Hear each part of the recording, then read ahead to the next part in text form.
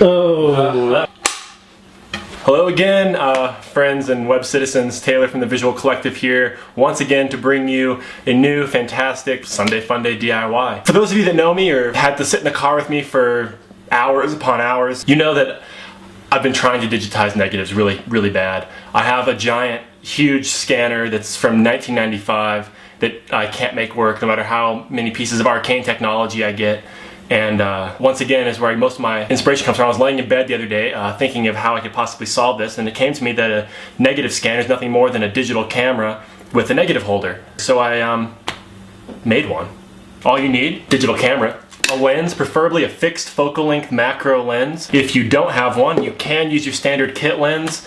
You're just gonna have to make your cardboard bellows a little bigger and a little longer. You're gonna ideally want some negative carriers. I have these nice old school Bessler negative carriers. These work great. They're available on eBay, probably Amazon, a good garage sale maybe. But if you can't afford them, don't have them, can't find them, you can make your own out of a scrap mat board like I've done here. And that'll work pretty much just as good. You're gonna need always black duct tape, steel ruler, assortment of pencils and pens. You're gonna need an X-Acto knife, some scissors, some sandpaper. I finally got some sandpaper. And then extra pieces of cardboard, just whatever kind you have laying around, cereal boxes or otherwise. This DIY is a little more involved than other ones. To do this the right way, in addition to the actual negative carrier you're gonna make, you're gonna want a tripod, at least one light stand, maybe two if you have them, some kind of light source. I just use a just a lamp like this, one of these funny light bulbs in it.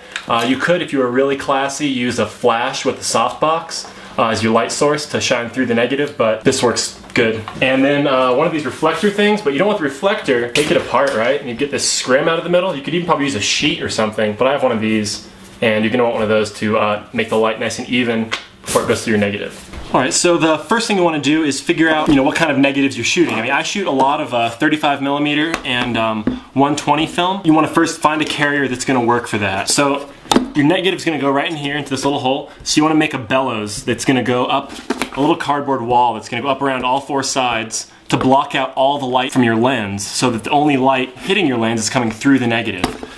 So to start, you want to get a piece of cardboard and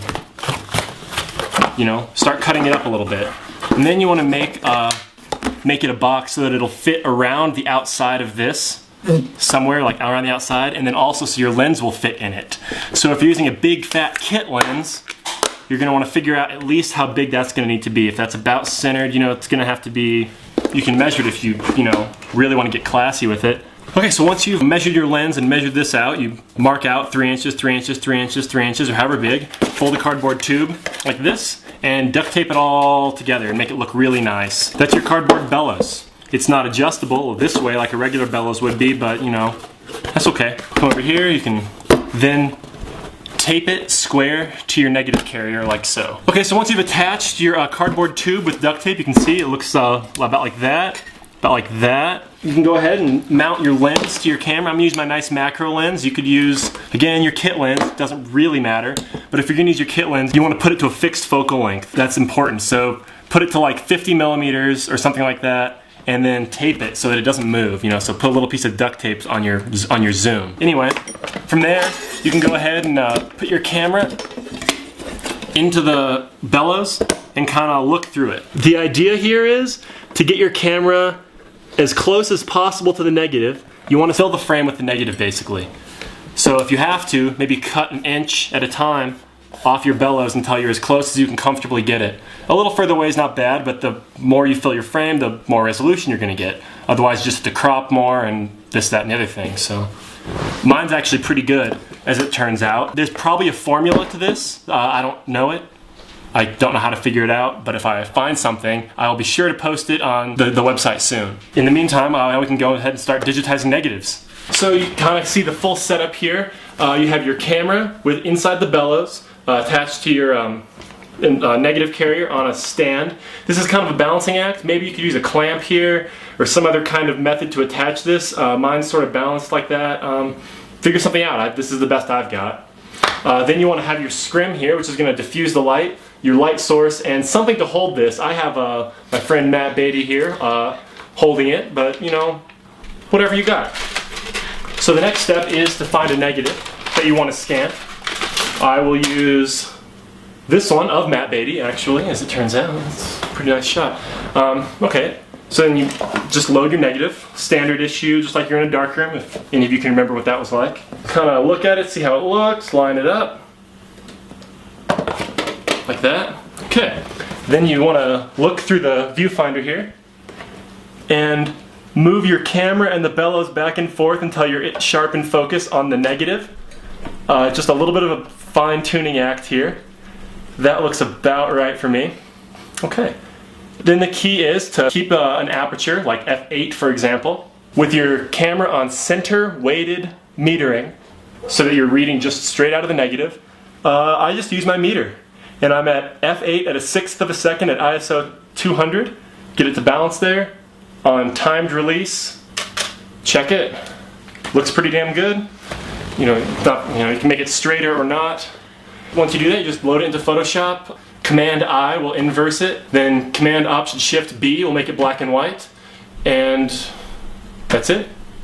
Then you can have all kinds of amazing fun with it. Crop it, rotate it.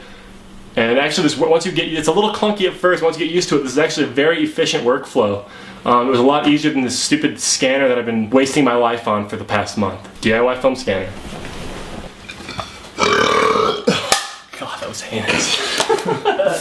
Okay, so yeah, once again, it's just really simple, kind of a cool little thing. If you can't get your hands on some negative carriers of any type, and even if you can, actually, one to make your own is really simple. Like I said, just some pieces of mat board. I took 2 pieces and windowed them together like the DIY reflector.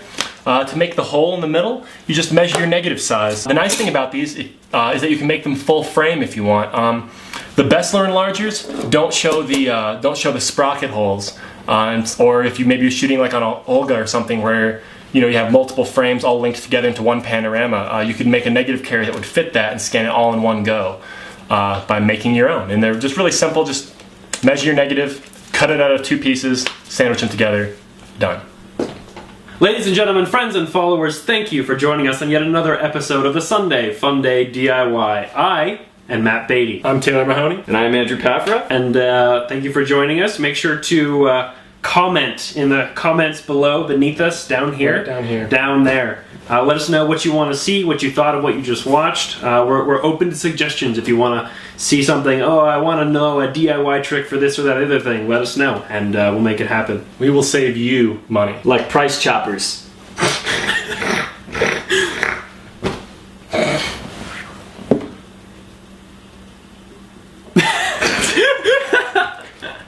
That was good. That was good.